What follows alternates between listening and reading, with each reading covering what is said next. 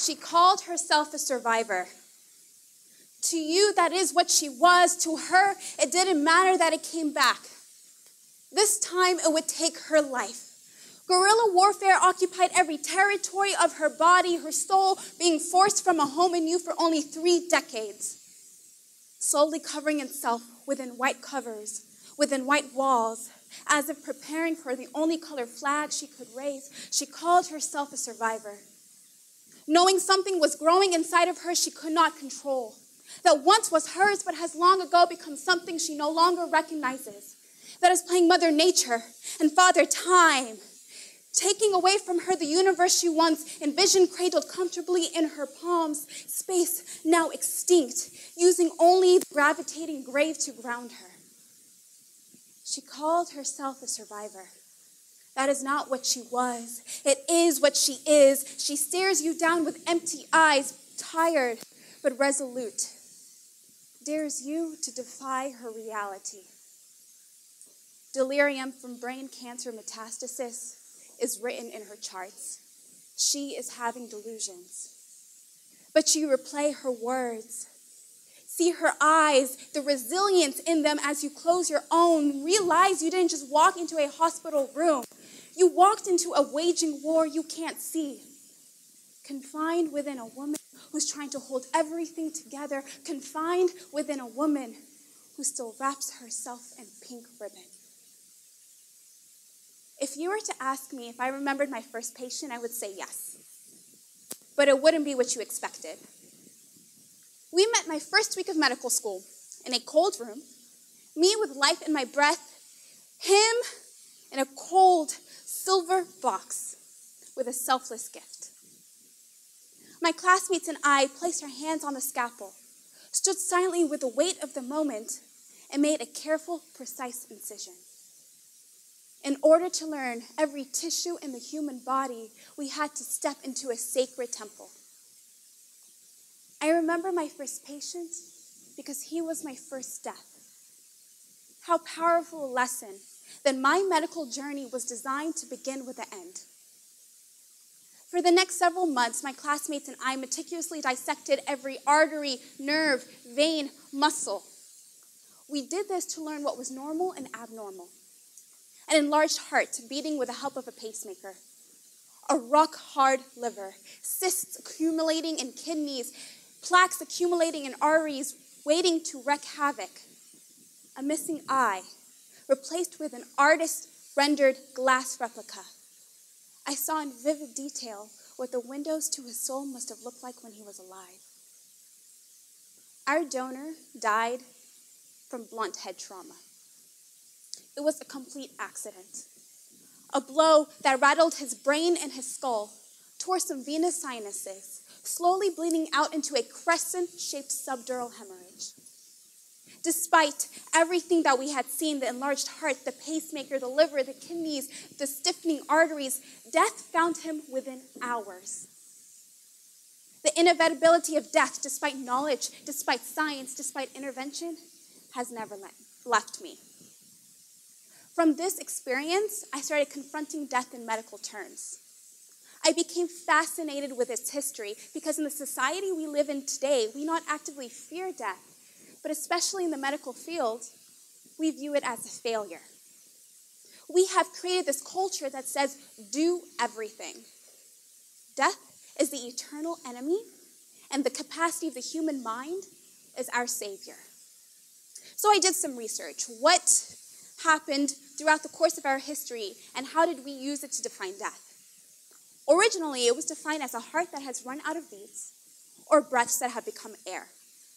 But in the 1960s, medical advances allowed us, the physician, to use machines to help provide support to dying bodies.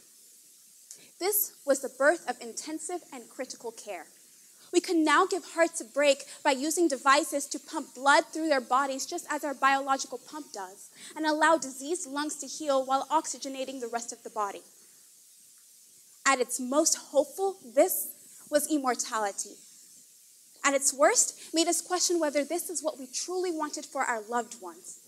If hearts and lung cessation truly meant death, We were learning to prolong life, to keep tired hearts beating. But what were they beating for? Around the same time, medicine discovered organ transplantation. The floodgates opened. We could now give a dying person a second chance at life. But we didn't know what was the definition of death. If we could replace hearts, what did it mean to die? If death was the cessation of hearts and lungs and we were replacing them, what happened to our donors? When do we declare death?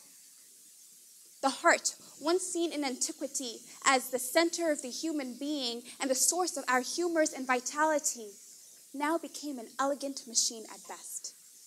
So how do we define it? The Harvard criteria says death is defined by neocortical function. That is, the neurons of your brain, once firing with memories, thoughts, ideas, decisions, has now irreversibly ceased. This is now what we call brain death. When a physician is called upon to call the time of death, they are looking at the function of your brain. But now we have a definition. It doesn't make the process of dying any clearer.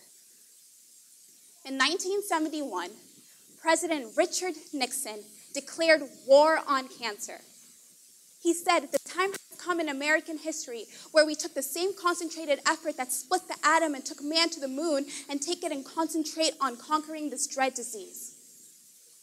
46 years later, a medical student, me, is strolling the halls of the largest cancer center in the world. It's remarkable. Groups of physicians are in intense conversations talking about patient treatment plans as they're walking through sky bridges from meetings to patient rooms. Researchers are discussing their latest lab findings, clinical trial results, the poster presentation they had at a recent international conference. The patient with cancer, strolling at their own pace with their IV poles, wearing the effects of chemotherapy, admiring the places left for them to reflect, sometimes sharing precious moments with loved ones. This is an entire different world.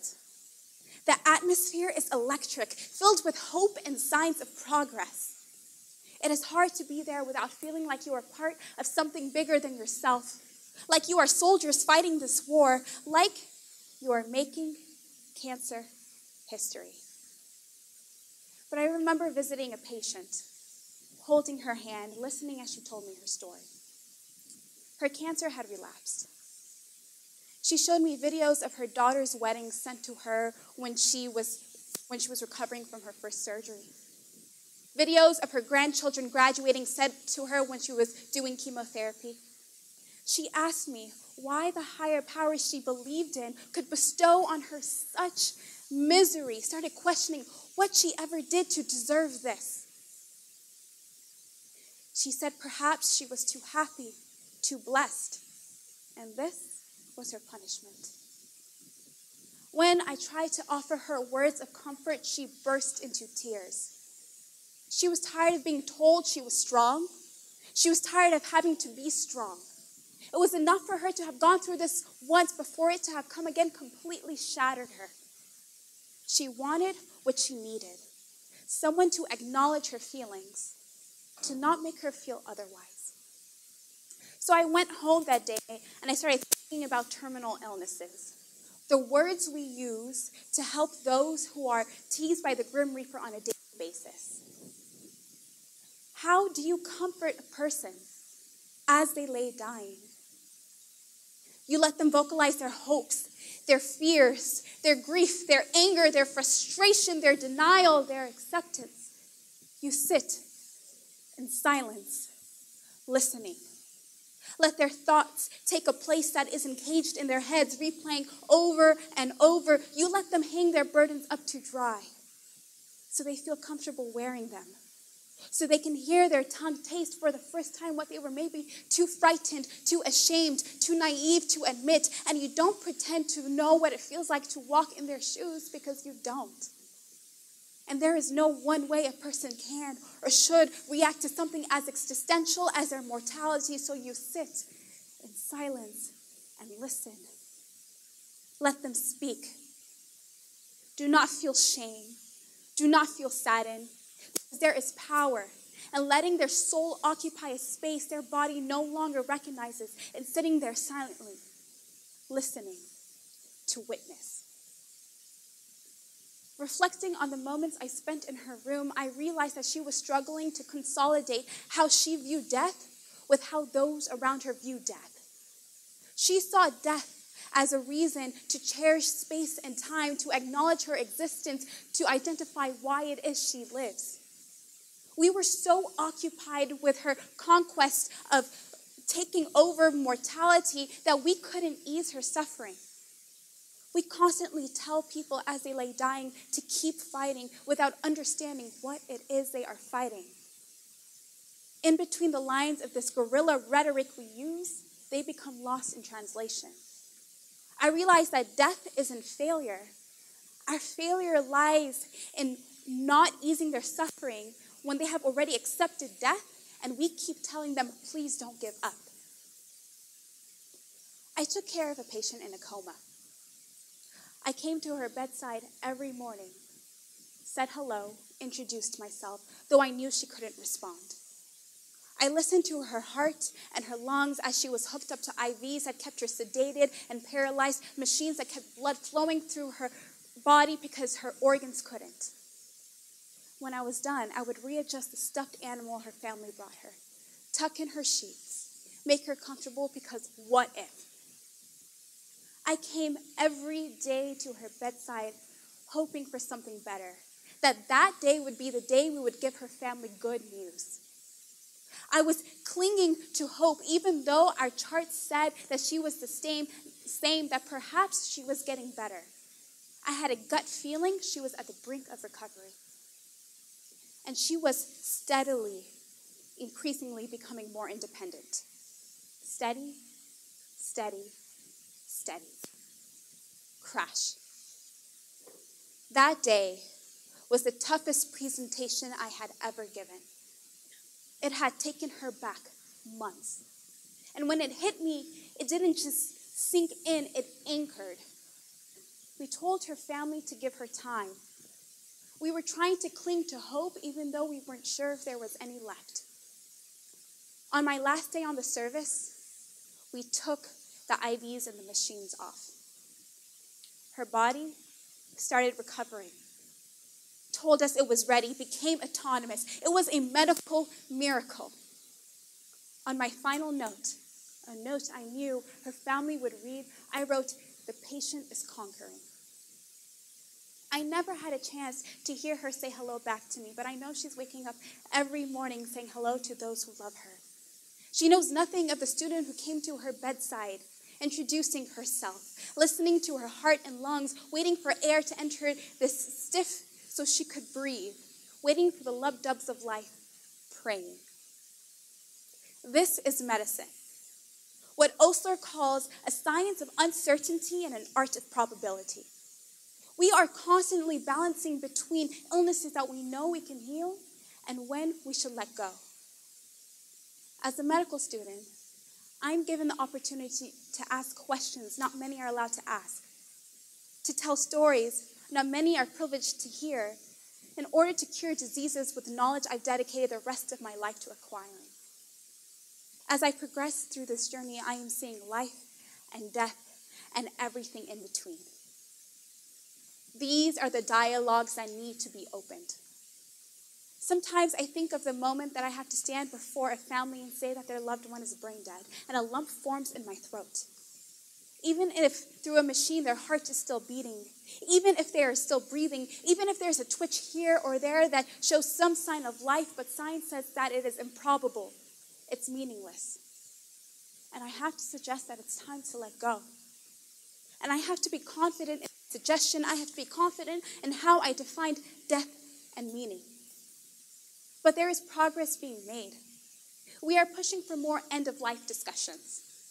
We are starting to realize that maybe we're not using science as we should because prolonging death is not the fountain of youth. We are starting to recognize that perhaps dying is highly personal, that we shouldn't tell people what they should feel, but we will meet them at the place they wish to be met. And I will be at their bedside listening. I wish I can have all the answers, and I wish I can stand here and tell you these answers, but I've come to accept that perhaps we cannot deconstruct ourselves down to the cellular level and define function by the cogs in our wheels, but that the sum of our parts contains a variable that cannot scientifically be accounted for. In all of our equations, there will always be the unquantifiable H, human. So instead, I've learned to make my heart big enough to hold everything my mind can't answer. This I do know. It is because we lay dying that we truly know we live.